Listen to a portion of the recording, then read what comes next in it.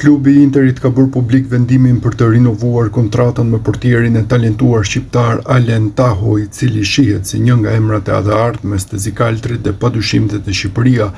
FC Internazionale Milano komunikon se ka arritur një akord shumë vjeçar për zgjatjen e kontratave të Mattia Zanketa, Xhamal Idrisu dhe Alen Taho. Shkruhet në njoftimin e publikuar nga klubi zikaltër që bënte të ditur kështu se edhe portieri shqiptar ishte mes atyre që do të vazhdonin të mbeteshin pjesë e klubit për një periudhë të gjatë. Taho ka spikatur në Akademinë e Interit duke përfaqësuar zikaltrit në aktivitetet kombëtare të moshave dhe së fundmi edhe në UEFA Youth League. Portieri gjithashtu ka shërbyer në disa ndeshje si portieri tret në pankinë për ekipin e parë të zikaltrit në vitin e fundit.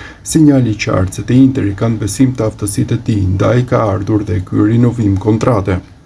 Djaloshi ndërkohë është prej vitesh pjesë e kombëtareve të moshave, teksa e ka nisur me U16 për të provuar me radhë dhe fanellën e U17, U19 dhe së fundmi U21. Ai shihet si një nga elementët e perspektivës të Portës Kuqezi dhe lajmi se do të jetë edhe në vijim pjesë e Interit, padyshim është diçka e mirë për zhvillimin e tij.